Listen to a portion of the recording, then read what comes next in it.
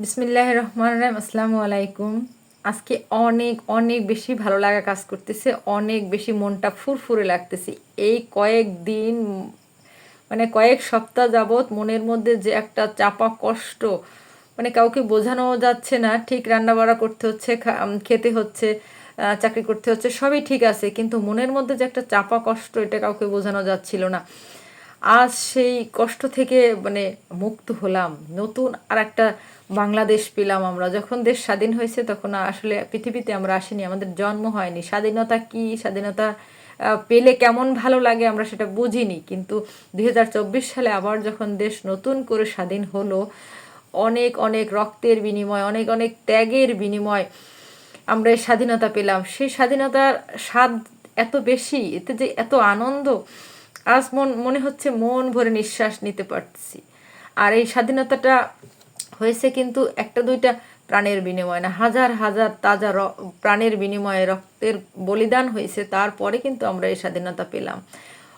যত ভাইয়েরা, যত বোনেরা এই ত্যাগ স্বীকার করছেন, মৃত্যুবরণ করছেন, তাদের আত্মার মাগফিরাত কামনা করি। আল্লাহ সবাইকে জান্নাতুল ফেরদাউস নসিব করুক। আর যারা বেঁচে আছেন সেই ভাই বা বোনদের প্রতি অনেক অনেক সম্মান এবং ভালোবাসা। আর যারা আহত আছেন তাদের জন্য অনেক অনেক দোয়া থাকলো। আল্লাহ তাদেরকে তাড়াতাড়ি সুস্থ করে এই স্বাধীন বাংলায় ফিরিয়ে আনুক, তাদের মনের আশা পূর্ণ করুক, আমাদের সবার মনের আশা পূর্ণ করুক। আমরা সবাই চাই একটা সুস্থ সুন্দর বাংলাদেশ। আর আমার এই ভাই বোনগুলোও কিন্তু তাই চেয়েছিল। তাদের চাওয়া কিন্তু বেশ তেমন কিছু ছিল না, তারা একটা সুস্থ সুন্দর নৈরাজ্য মুক্ত স্বচ্ছ বাংলাদেশ চেয়েছিল। আর এই স্বচ্ছ বাংলাদেশ বিনির্মাণের জন্য তাদের অনেক অনেক ত্যাগ স্বীকার করতে হয়েছে।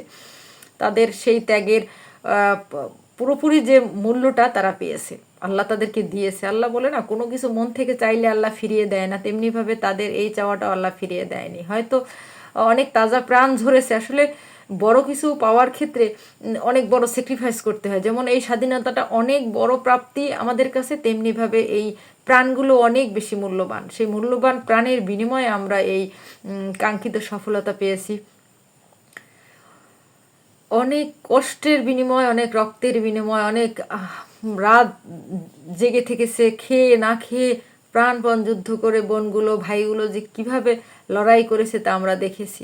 হয়তো আমরা তাদের মন থেকে তাদের জন্য দোয়া করেছি, একাত্মতা ঘোষণা করেছি, আর তারা মাঠে নেমে পুরো যুদ্ধটা করেছে। এজন্য বললাম না, মন থেকে তাদের সবার জন্য দোয়া, ভালোবাসা। তাদের যারা মারা গেছে তাদের আত্মার জন্য মাগফিরাত, আর যারা বেঁচে আছে তাদের জন্য স্যালুট। এরা যে বীরের জাতি তা আবারও প্রমাণ করে দিল। বিগত যতবার দেশের সংকটময় মুহূর্তে তারা এগিয়ে এসেছে ছাত্র জনতা, ততবারই কিন্তু দেশ মানে সফল হয়েছে তাদের সেই সংগ্রাম। আবার এবারও সফল হলো। এবার অনেক অনেক বেশি মানে কষ্টের মধ্য দিয়ে সফল হলো। সফল হতেও পারে, নাও হতে পারে, এরকম যে কোনো যুদ্ধে নামলে কিন্তু বিষয়টা এরকম থাকে। তারপর তারা দেখিয়ে দিয়েছে আল্লাহ তাদের সহায় ছিল, এবং তাদের একনিষ্ঠ প্রচেষ্টার কারণে কিন্তু তারা সফল হয়েছে। সবার জন্য অনেক অনেক দোয়া, ভালোবাসা, এবং যারা মারা গেছে তাদের আত্মার মাগফিরাত জানিয়ে ভিডিওটা এখানে শেষ করছি। ভিডিওটা কেমন লাগলো অবশ্যই একটু কমেন্টের মাধ্যমে জানাবেন। আর এতক্ষণ ধৈর্য ধরে যারা ভিডিওটা দেখলেন সবাইকে অসংখ্য অসংখ্য ধন্যবাদ। একটা লাইক অবশ্যই আশা করছি সবার কাছ থেকে।